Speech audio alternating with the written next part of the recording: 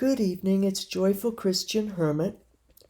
Well, many of us in the United States, in fact, the whole country should be, very saddened and grieving for a heinous assassination of a 31-year-old man he's political, but he's known for being very open and willing. He likes open debate. And he's always very kind to those who disagree with him or with whom he disagrees. But he has developed a huge cadre of people called Turning Point. And the young man's name is Charlie Kirk. I didn't know much about him until this event happened. Somebody texted me and said, "Did you hear that he'd been shot?" And by the time I got the text message, because I don't keep my phone with me, and it doesn't make noise for whatever reason when there's a text, and that's just as well with me. I don't want a lot of interruptions. I like the peace and quiet. Obviously, I'm a hermit. Silence of solitude is important, and living by my 9 S's. But I do keep up with news now and then, especially if something happens. So I looked online, and by then he had already died. In fact, later a doctor who they had videos of him. I didn't see it, but a doctor had said that he died within 60 seconds. Just with he got shot in the neck. So please pray for this young man's wife of 4 years and 2 children, a 3-year-old and a 1-year-old.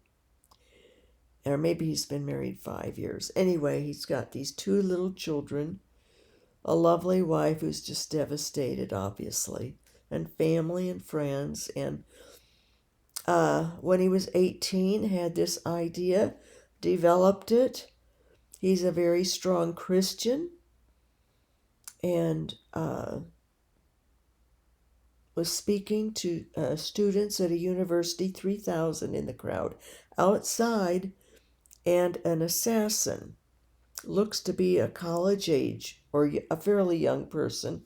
They have photos now out asking people if they know who he is to contact the FBI, Federal Bureau of Investigation, for any of you who are not in this country. And it's just horrific. Shot him while he was speaking, answering a question, or started to, and shot him in the neck. I guess it was the left side of his neck or something. And so this doctor could tell. The videos, I guess they were all over. Maybe they still are. I don't know. Online. So it's a very horrible situation in our country of so much anger over politics. He was one who wanted to have open debate, and he had his views and developed a following. But a lot of the people liked it because they could go when he was speaking, and he'd have them come up immediately if they disagreed with him and talk, debate it. He liked freedom of speech for all people and invited that to have discussion. He was, I guess, a very rare, very intelligent, and developed this idea he had when he was 18, and that was just 12 years ago, 13 years ago. He's barely 31. And so and everybody says, what a kind person he was, and a shame, a horrible, horrible thing. So I'm not going to talk about that. I just wanted to mention I've been praying for his wife and his children and his parents and whoever else. But I pray that our country grow and, oh my goodness, my body. So I pray for our country and for the world. But I want to share with you talk that Dorotheus of Gaza, he was a monk of Palestine, 6th century, 500 approximately, when he lived in Palestine, this monk, Dorotheus. It was a male name in earlier times. Now Dorothy is a feminine name in our time. But this is, I appreciate this, what Dorotheus of Gaza wrote and shared. I think it really fits with this situation, but also in my own life, and I'm sure other people's lives, but it brings up a flaw I have, that of criticizing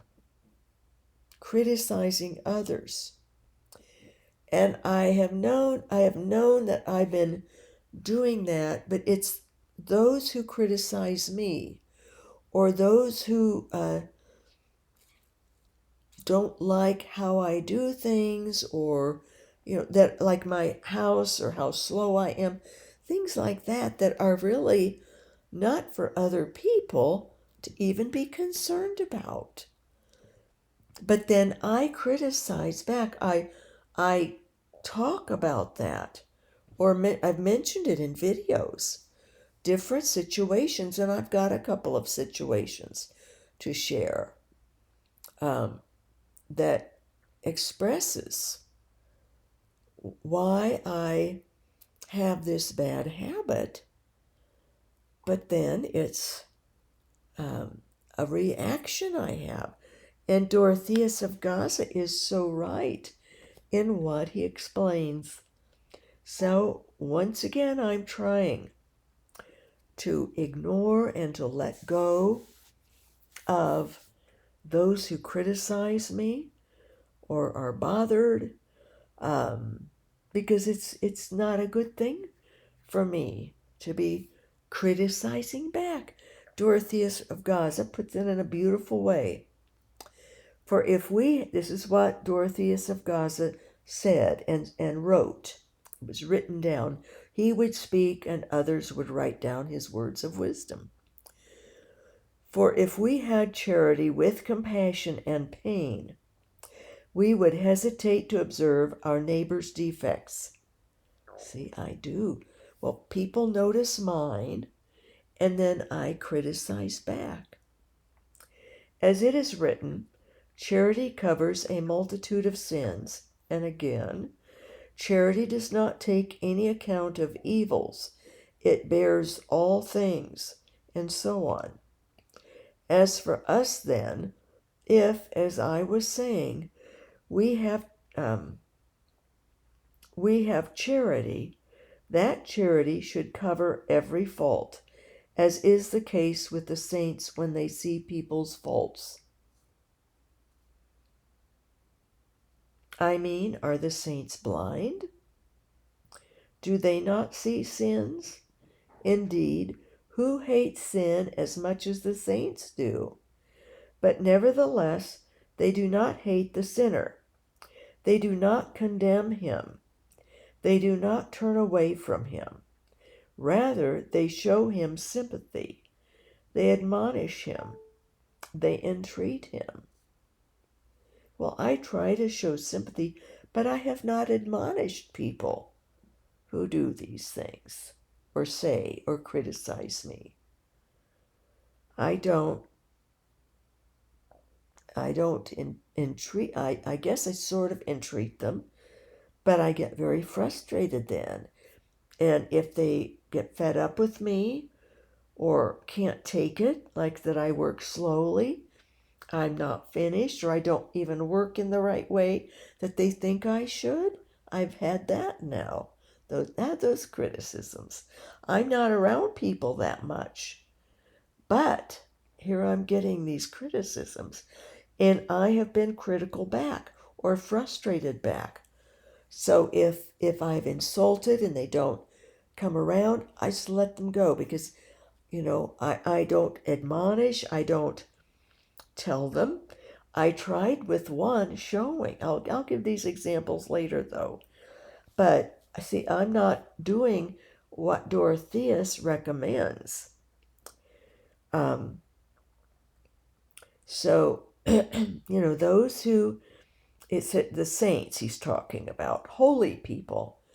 And we want to be on the holy narrow pathway, at least I do. So I need to practice holiness, learn holiness.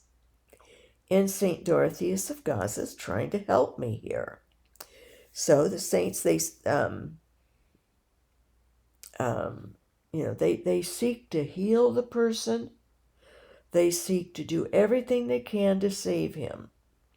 It is like a mother who has an unsightly son.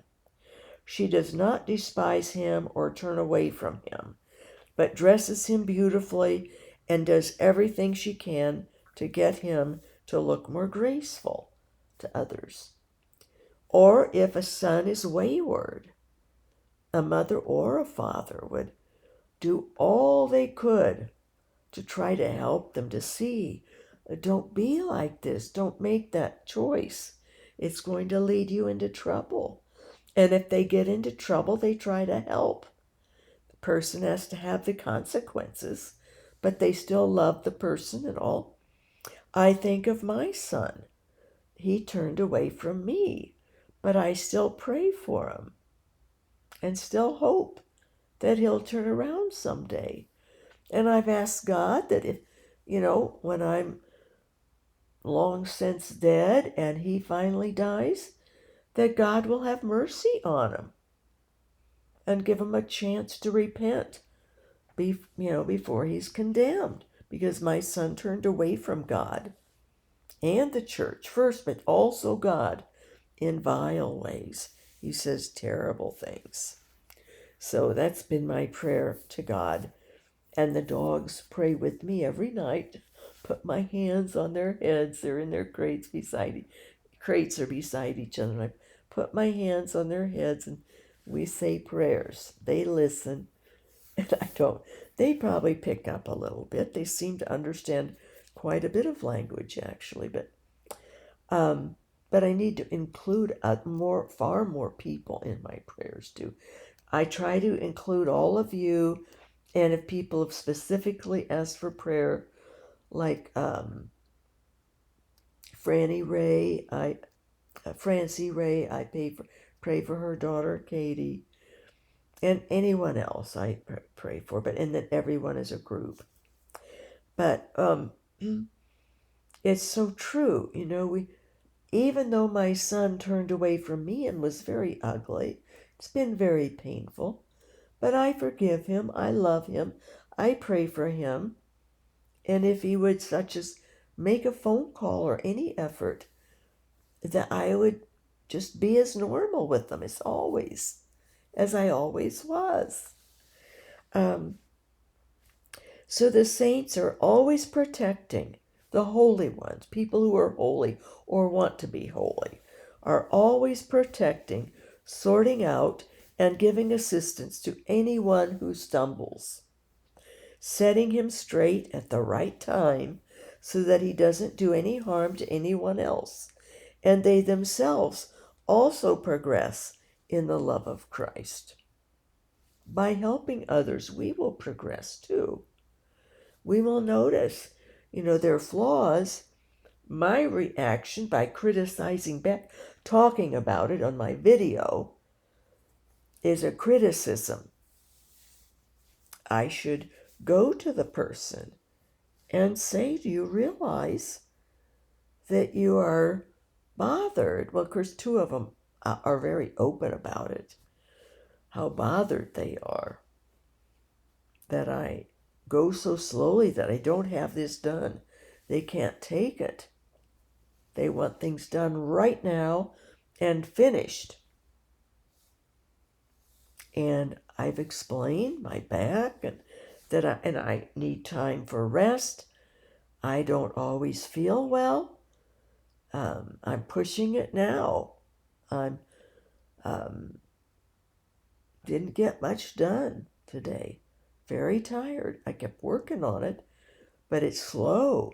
Tiling is slow work, which is fine with me, except I myself have been trying to do too much. I set a deadline of December. I'm going to have to ignore it, toss it out.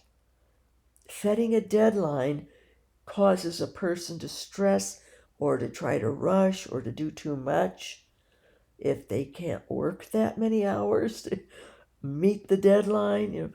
So no, I'm in God's flow, so I've tossed out the deadline. But that it's to progress in the love of Christ is to follow these steps with others and their sins. And people who criticize me over being slow, well, I have the HOA man, I have my former friend now, the grandmother of my former friend Sean. They've totally cut off. I think I must have insulted or something. I don't know. Or too frustrated. And Sean's very busy, but it was very odd that he didn't say anything. He just stopped communicating. Finally, I got a message from him. Just totally skirted anything about helping because I was paying him. In fact, I'm going to take some money for the 2 days he did help, 2 afternoons he did help.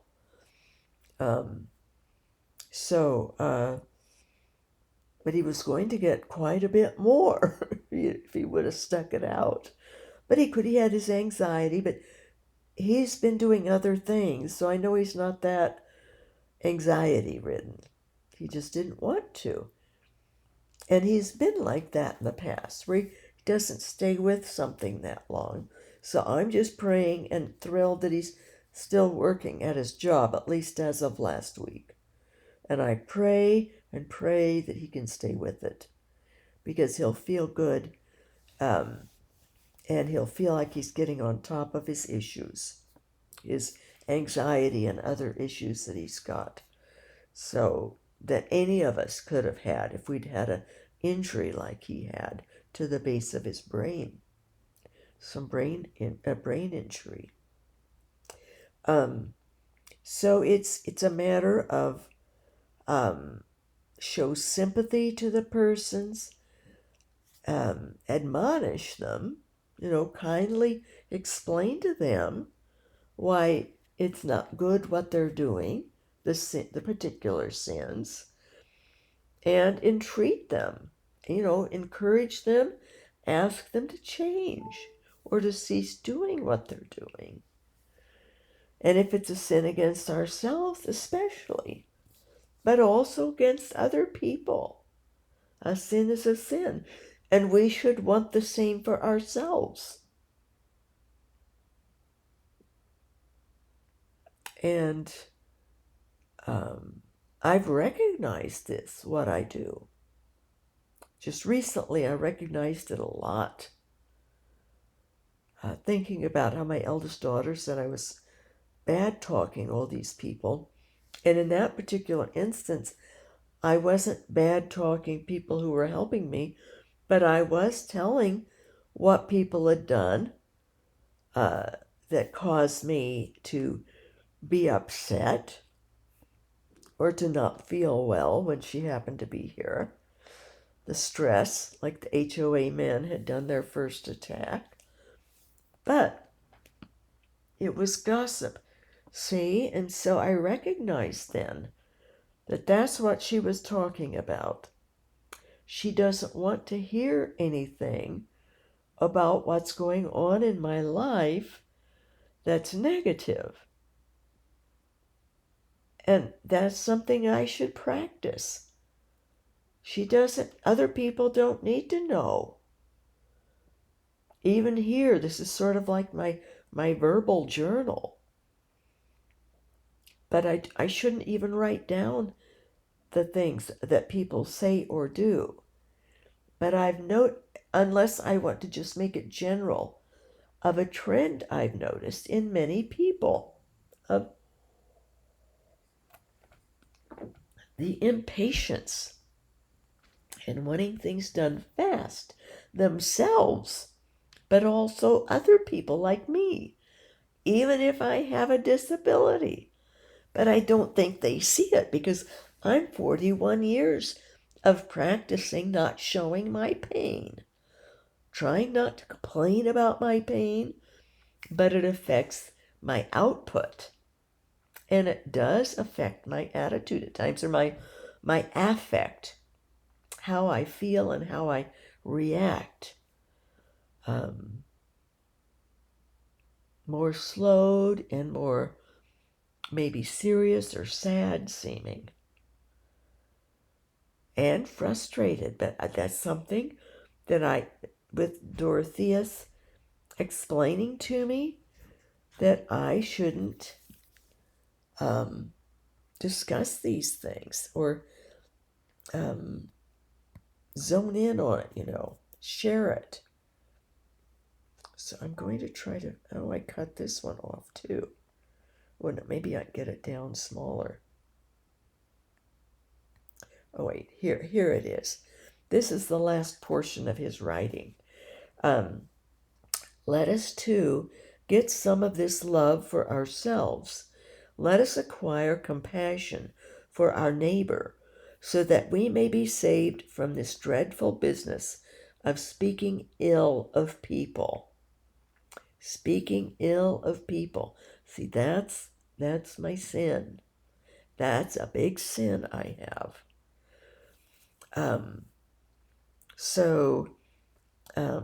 Try to be saved, save ourselves from this dreadful business of speaking ill of people or condemning them or setting them at naught.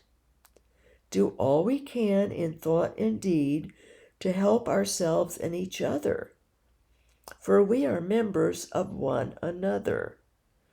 As the apostle says, for if we are all one body, and if we are all members of one another, each in his own way, then if one member suffers, all of the members suffer together with it, with the one. So, if I am being put upon or criticized, gossiped about, other people upset because I don't have things done real fast, or it takes me a long time, even years, to work on this place. Or this is a new criticism, that I don't do things one room at a time. For me, I find it easier that I do my trim work all toward the end of a project, or that I work on what I feel like doing. Like I could have done more tiling this evening, and I recognized I was tired and had to stop. So I'm just part way through a row in that half bath. I think I'm only on the third row. And I'll have 3 more rows. And I'm not even through the one. I had to stop and take a light fixture off, and then cut little area. Well, it's, gets complicated, but anyway, I had to just stop. But and what if I don't start for 2 more days? See, that would bother this latest person who was critical and bothered by me. See? So, but talking about these people, see, that's a sin too, for me. So it is for me then, in striving to be holy, to don't speak ill of people. Doesn't matter if they're talking about me or criticizing me or complaining about me around the neighborhood or whatever, goes too slow, or she surely doesn't have suffering. She looks fine. All of that goes with it that I'm used to.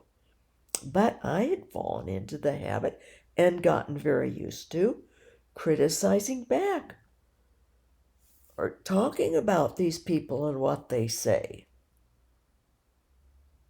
And that's not the holy narrow pathway. It is, let us acquire compassion for our neighbor so that we may be saved from this dreadful business of speaking ill of people.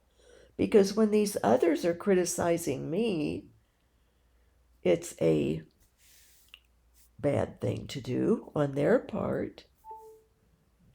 But I turn around and do it myself. Sort of, maybe, I don't know if it's revenge or if it's just frustration that I get that they don't understand. And this is after I've said to people, I've got this arachnoiditis, I have pain, I can't work that fast, I've had 5 surgeries, one was a year recovery, the other one was a failure, and I still have problems with my knee. And I had a big event, nearly died, 4 other surgeries with bad side effects I had. But I myself then sin when I speak ill or gossip about others, or don't have the compassion, or I nitpick on their sins without trying to talk with them to set it straight. To say, wait, this isn't really kind, or give them encouragement to move away from criticizing, or say, here's the word arachnoiditis, please look it up so you'll understand. I can't work, anything like that. And this is do all we can in thought and deed to help ourselves and each other. Here's another example. I'm having trouble with detaching. All of a sudden, the last few days, I had spent 45 minutes helping the daughter. She had to be at work, and she needed someone there for this worker to come. A counter templater for her bathrooms. And I was in the townhome, and then when the man was finished and I left, all of a sudden I realized. In fact, I'd taken a video of the townhome when I was in there and measured some things. And I realized I'm not detached. I don't know if I can do it. I don't know if I could stay in there. The video I took, I forgot phones will adjust to darkness and made it seem lighter. The video looks light, looks okay. But no, it's very dark in there. My eyes are old, but I'm struggling now. I had said I would trade and had set Christmas, but she says it doesn't matter, that anytime, if I get, anytime I want to, they'll move, she says. They're ready. But then I realized I'm not detached. I thought I was. I was telling Father Vincent about it the other day when he called. Yesterday, in fact, it was. And he laughed and laughed. And he finds me funny. But I was saying, I'm not detached. I thought I was. I thought I could do this. And I'm in a stir. I'm uneasy now. But trying to move through, thinking, well, if I just a friend even said, well, just go slower intentionally, so it'll take you longer. No, I'm not going to do that. But I do need to take breaks more. I need more spiritual infilling. The tiling's okay, for that, but I need to immerse myself in the Word, like the scriptures for today, and this writing, or that what Dorotheus of Gaza said, and his scribe wrote it down. It's helping me to realize my sins, and that I need to follow through more with those who are sinning against me, to kindly explain not just that I can't go fast, but other aspects of it, of how it's not encouraging for me. It's a downer when they do that. And I can encourage them to, and then it causes me then to complain and to criticize them. And it becomes a nasty hairball cycling over and over of sin, them and me. So I thought this was excellent.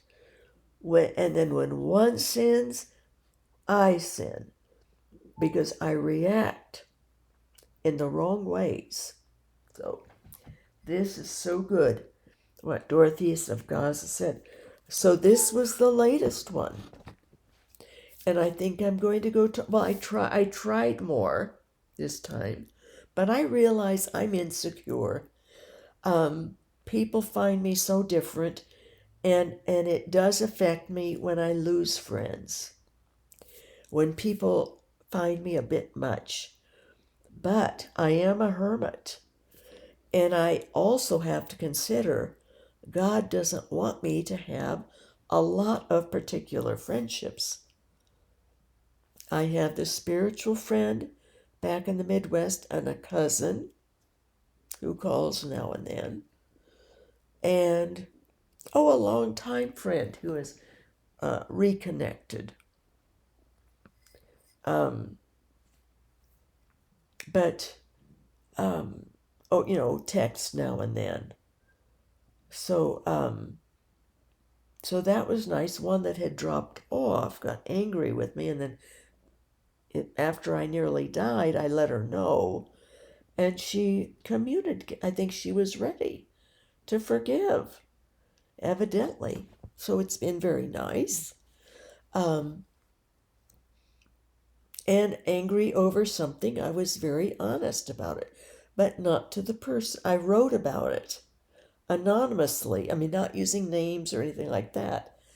But somehow someone told her, and she saw it, which is probably maybe what happened with my videos. Maybe the grandma saw one of my videos in which I mentioned, but I had mentioned to her grandson that I really didn't have anything more here that his grandmother could do. That it was getting to be things that were too technical, or one person, or too heavy that I couldn't lift and she couldn't either, or too dangerous, getting too dangerous. That nearly breaking her ankle with the tile that fell off, that was scary. And I think she was upset by that, so that it's been cooled off ever since then. So, maybe that was what happened. But I did explain to the grandson that there's really nothing more that I can think of to have her do. And I didn't remind him that I'm a hermit, and I really,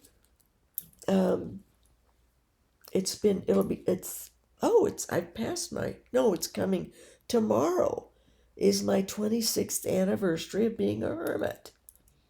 Not from my vows, but from when I began my practicum ahead of time, with my spiritual father supervising for about 15 months. So even the tile man, I'm doing this tiling in part to save the money, the main part, to be able to send some money to Father Vincent, which I was able to send a little the other day.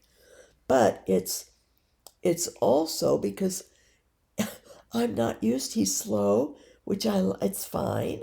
He doesn't work long days, but every day for 10 days or something. I'm not used to that. 2 weeks of weekdays. And I just love the solitude and the communing with God. It's hard having another person right in the master bath or the half bath doing things, or the tiling of the fireplace. But the main reason was the cost. And if I had that kind of money, I would send it to Father Vincent. But this way I could at least send a little. I'm still getting caught up on my bills. So I think I haven't told the man yet that I'm going to also try to do the bathtub surround. I haven't gotten to it yet, so I'll wait and see. See if I can do a decent job. And if not, I'll have to hire him to finish that. But my sinning, I think it has been a real downer for viewers. My criticizing and talking about others. The main word for it is gossip. Whether it's a criticism, a genuine criticism of them criticizing me, it's usually what it is. When my daughter has said something that was insulting or whatever, and then I repeat it. Either, sometimes in humor or whatever, or it's inside of me and it helps me to get it out, I think. But no, it doesn't. It's sinful to do that. Or it's not holy. It's not holy to repeat something, even if someone's done something that is humorous but rude. Say, said something rude that the other person doesn't recognize as rude. So I don't think, I wouldn't call it a sin. It's a bad habit to say negative things about me, or to have such low expectations, that, or always some comeback that puts me down. But I look at those often as what a wonderful gift of humility this person's giving me, but not always. And so I come on here and I use it as an example, maybe, or maybe I'm just criticizing back, gossiping. Regardless, it's not the holy narrow pathway. If I want the holy narrow pathway, I must stop that. And I must make the extra effort, and it could risk the other person being upset with me and not coming to help me lift anymore, even though I gift or pay. See, that's partly wrapped up in I am of need.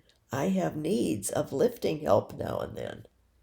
So, I don't want to say something to another like, do you understand that this is a criticism, or that this is negative thinking, or that you only saw the negative and didn't mention any of the positive, and trying to do a fraternal correction. That can go very badly. Sometimes most people, or many people, don't like that, and they'll cut off friendship. You have to be very careful with how you do it. Even if you do it kindly, it can cause problems. And I have to be willing. Am I going to be more concerned for the person's soul, or whether they're going to get angry and not come and help lift something if I need help sometime? Well, the person's soul is more important, and risk the friendship. But you have to be very, very careful with how you approach things with others. I'll have to really pray and practice on that. But St.Dorotheus of Gaza has the correct way that we admonish the person, tell them you just did something that maybe wasn't what you meant, maybe wasn't as kind as what you thought. Or do you realize what you just said was uh, discounting that I have a handicap, or something like that, and explain or write the word down. Could you please look this up? Then you'll understand more why I do things the way I do them. And or that's a good idea you have, but my way is because I actually use up less energy. So this is the example. This is the latest person, this wonderful, wonderful man, loving father and husband, and so kind and patient, sort of. So, as the second day, he came over to do the final big piece up there, big piece of tile. And he started saying, well, this is all fine, but you don't have anything finished. It's not finished in here. And I explained, I don't do, he says, you ought to do a room start to finish. Then you'd feel really happy, he said. You'd feel really happy just seeing something finished.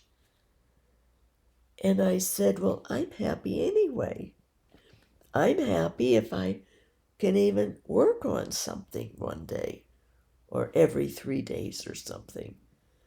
And I'm happy because God's with me. I didn't say that, but I didn't want to preach, I know he's Christian, but he's noticed my Catholic things, and he's didn't say anything, but he's in a non-denominational, and you just never know how people will, what they think of Catholicism, so I usually don't say too much. And definitely didn't say anything about being a hermit. There's no need for him to know that at all. But so yes, so he had this, he explained how he thought I should do it. Do rooms, do the, start to finish. Because he says, then you'd feel so happy. It would make you want to do more. And I said, well, I'm doing jobs regardless. I said, I'm happy. I was happy when I got just the first layer of tiles up, the small ones that I could do myself. I was very happy. I'm happy if I'm in bed. I'm happy to garden. I'm happy when it rains. I'm happy when it's sunny. If I get half of something done, I'm very happy. It's better than getting none of it done. To be honest, I wouldn't say it. I'm happy if my lactulose works and I'm able to get anything out of me so that my intestines aren't so impacted. I'm happy with the smallest of things. I'm not happy that I'm not as detached as I thought I was. That's scary. That's scary because I'm put myself in a tight spot. And I think God is challenging me to push that. But I have fear, and faith overcomes fear, though. That is not my type of place to be. The tile, even in the 45 minutes, the darkness, the closed in, not being able to see out and see space of anything out there, but 12 feet away, this solid white plastic fence, and right beyond that, another unit with people in there. And, just 2 windows in this one big room that's the whole length of the townhome and half the width of it, and a small window in each bedroom, even smaller window in the one bathroom and none in the other. And I thought, be grateful that it's got, it's a roof over my head. I'm not there yet. I'm going to work on it. But it's an interesting situation. But I'm going to try. I'm going to try to do what is best.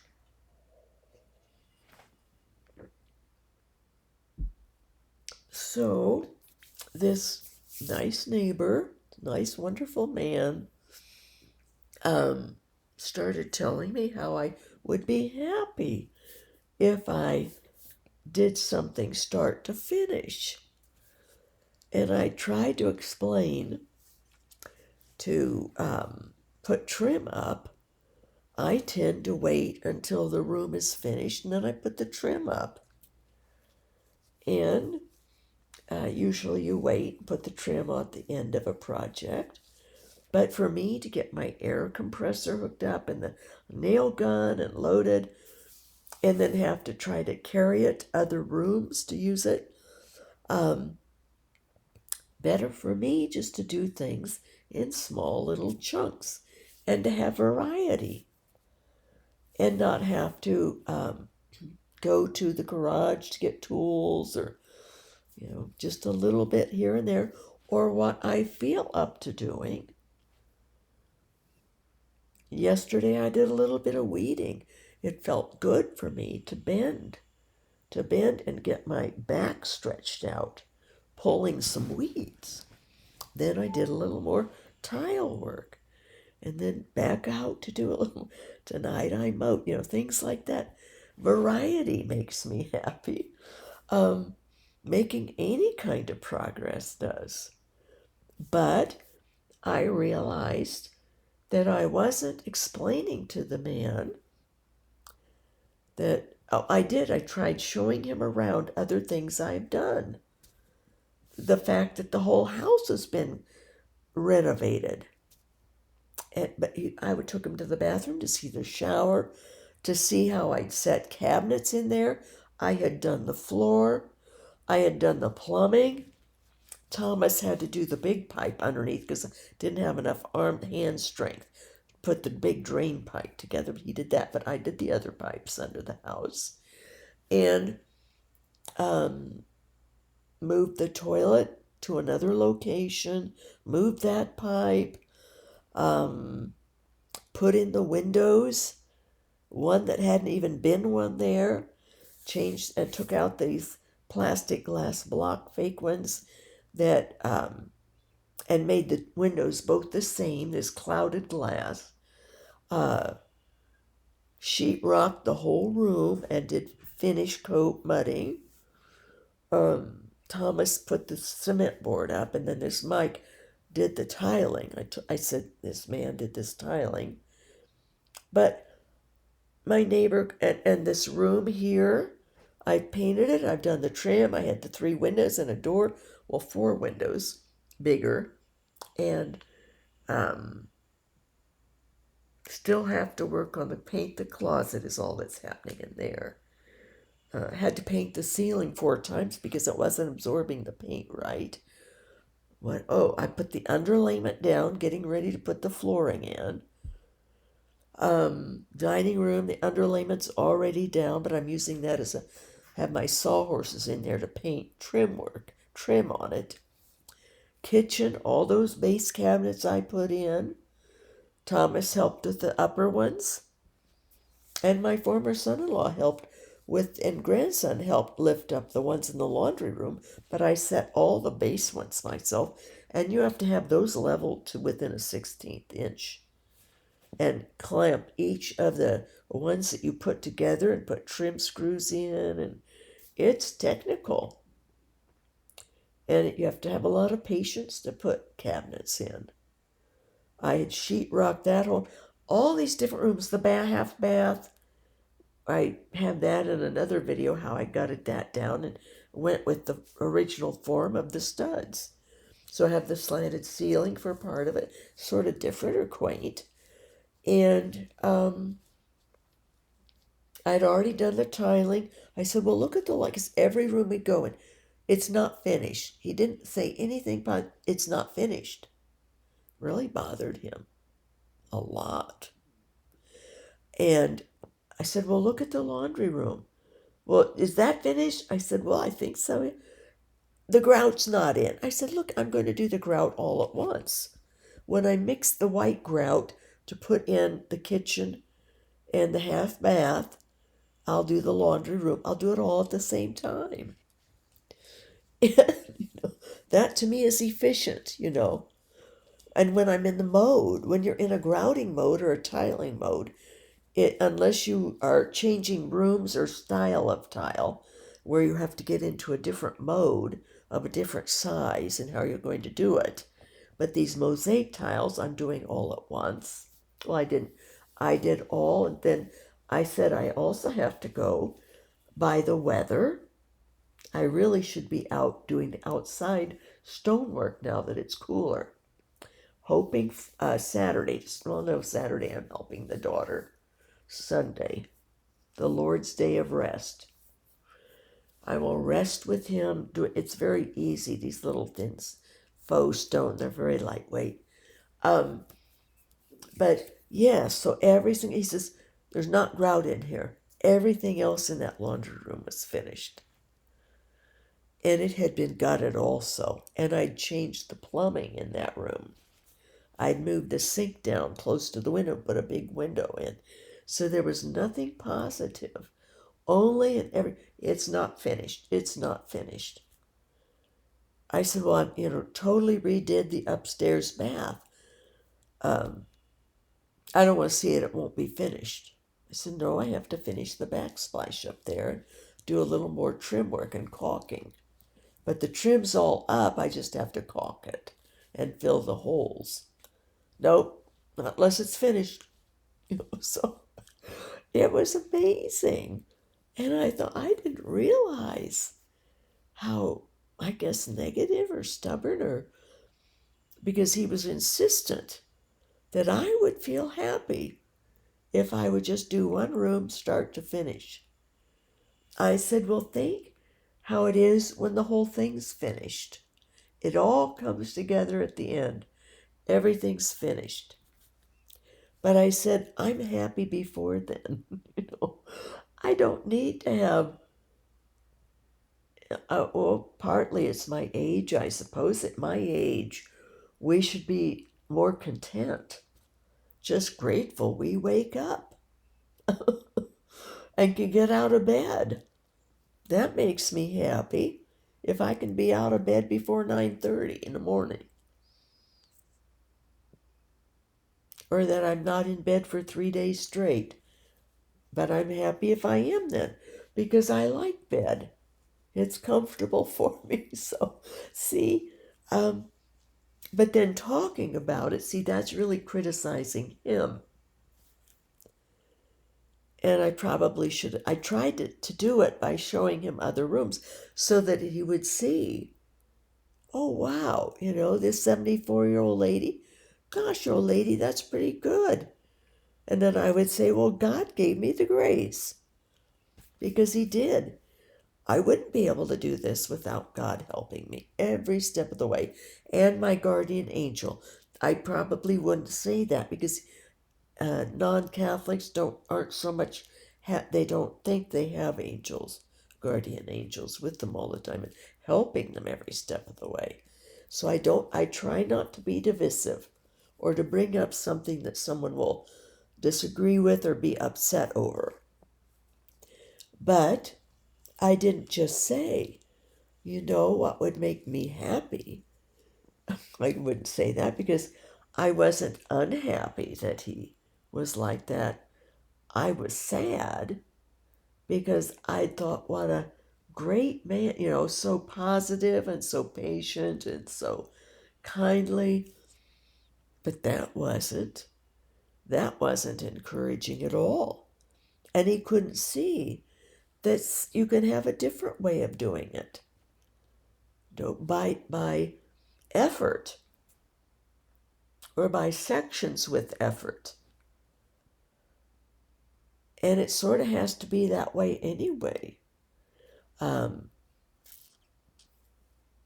some things you can do at certain times. I told him, I said, well, I wouldn't have even started the fireplace tiling had Sean not told me that he would be available on the weekends in that first week. So I got busy that first week and got that box off, and put this special stuff on the rest, and sheetrocked right where I needed to, where the box came out, and it had just studs there along the bottom. But then he couldn't, so then I had to wait until Brian could come. And thank God he did come. I'm so grateful. God provided for me through another person, and one time the other neighbor. But I think I'd mentioned how grumpy he was, how he immediately said, well, cutting this tile is not going to be precise. And I thought, uh-oh, he's signaling he's not going to have a straight line. So I switched, and that's the time I think I told you, or maybe it was a video that I canceled, that I had mismeasured. I had measured properly, but I had forgotten a half inch. So it was my brain was so focused on making sure one end was 1/16 to 3/16 different on each end. But I forgot to add the half inch onto 12. So I messed up 2 sheets. The other sheet I was pushing through too fast, and it wasn't straight enough for my standards. And so I'm going to try to sell the tile, the leftover, hopefully. Otherwise, I would have had 2 sheets, full sheets I could have taken back. I'll see if I can take these 3 back, and I'll 5 sheets. How I misfigured, who knows?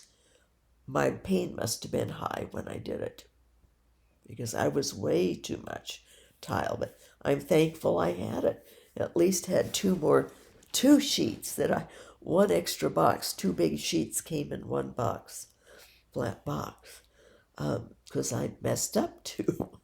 So you see, though, my sin, my flaw, is in talking about other people. I can do examples without saying who the person is. I can just say, for example, if someone does such and so, or if someone thinks that we should be happy because we do everything at once, I could do something like that, but not to talk about others. And to give love and just charity, love, caring, and follow God. Follow God on the holy narrow pathway. He'll provide for us. He'll provide. So I thought this from St.Dorotheus of Gaza was very, very good. So I might try to list on the video site some of the tips from Dorotheus of Gaza on how we need to admonish, encourage, and forget what the third one was. It's right here. To stop the dreadful business of speaking ill of people. And we may not even think, I maybe could talk myself into saying, oh, it's not me talking ill of others by speaking about them. But it is. That is. It is speaking ill of others. Just best not to do it at all. Make my points in other ways,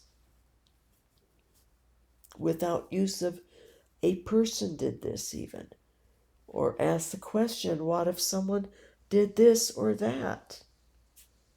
How could I admonish, or how could I do this? And then come up with ideas. This is how I could admonish, and then encourage and entreat the person to do better. A person, not say my neighbor or the grandmother or the other neighbor. See, I become quite a gossip, a critical of others gossip, speaking ill of others. So, something to work on. For me, the hermit on the holy narrow pathway. So, God bless his real presence in us. Please pray for me that I have more detachment and that I stop my bad habit of speaking ill of others or of speaking at all of anyone. That's the best. It's not to speak about people at all. So, God bless you all, and we'll see how the showers coming along with the half bath wall, or maybe I'll have to stop that and just go out and start working on the stone.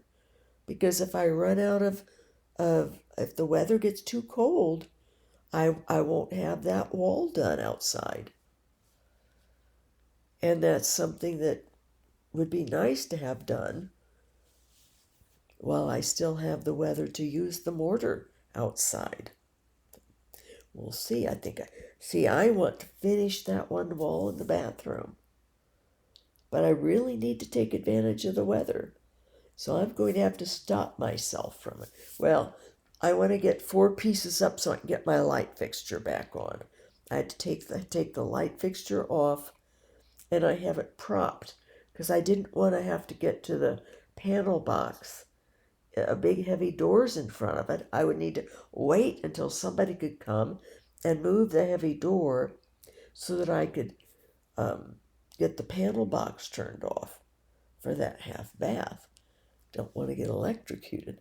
So I have the lights propped up in there. If I can get those 4 pieces of tile mosaic up there, then get the light back on, then I can stop tiling until maybe it won't be until mid-October.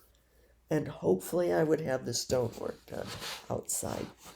So pray my way through, and pray my way through my flaws and my sins and my wrongdoings. Get on the holy narrow pathway. That's what Joyful Hermit is going to try much harder to do. So have a beautiful evening, morning, afternoon, wherever you are.